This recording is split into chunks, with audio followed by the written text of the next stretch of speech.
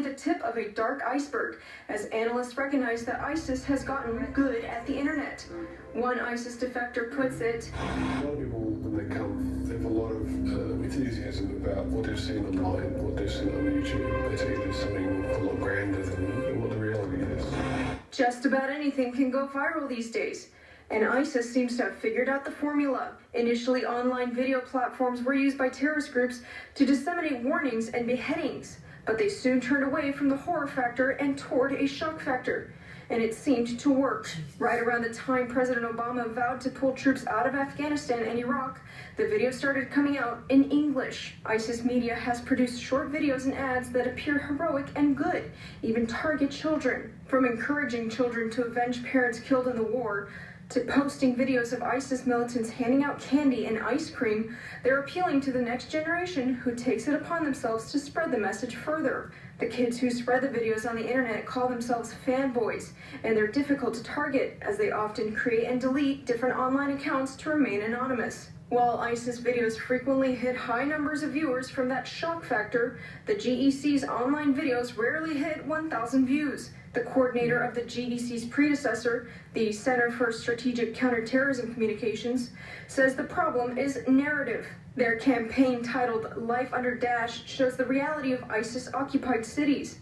ISIS propaganda photos purport to show a calm city going about normal life, but these photos show otherwise. It's a paradise for the ISIS, but it's hell for the people of Raqqa. While ISIS videos form a call to action, the U.S. ad campaign tells people what not to do, but doesn't offer an alternative. Al-Qaeda's leaders said in 2005 that half of their battle must take place in the media, and the U.S. is just beginning to realize this as more attacks happen at home. Azrit Sperry, One America News. The city of Fallujah is fully liberated from ISIS after more than a month of fighting. According to a senior Iraqi commander, on Sunday, his troops entered the last neighborhood controlled by the militant terror group in the city's northwest region. The Iraqi army was backed by U.S.-led coalition airstrikes and Shiite paramilitary troops. We would like to extend our thanks to the Iraqi Air Force and the U.S.-led coalition aircrafts which played a big role in this battle. The coalition airstrikes alone left more than 600 extremists killed. Had it not been for the coalition, the battle would have taken a long time. The liberation comes more than a week after the Iraqi army entered the city center, prompting Iraq's prime minister to announce victory in Fallujah.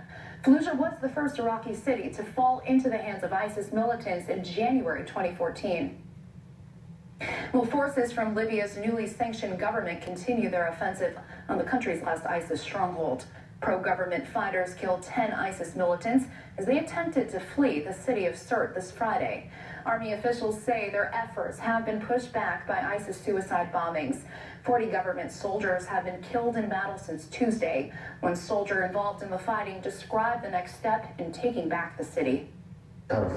We are on the outskirts of the residential area number 2 in Sirte, and we are in a state of sporadic fighting between us and the enemy snipers.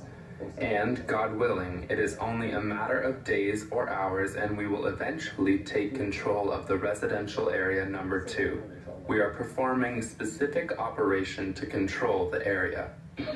Medical officials say nearly 200 soldiers have been killed and 600 injured overall in the fight to retake the city from ISIS. Well, Donald Trump shifts his tone on immigration, saying mass deportations will not be a part of his policies.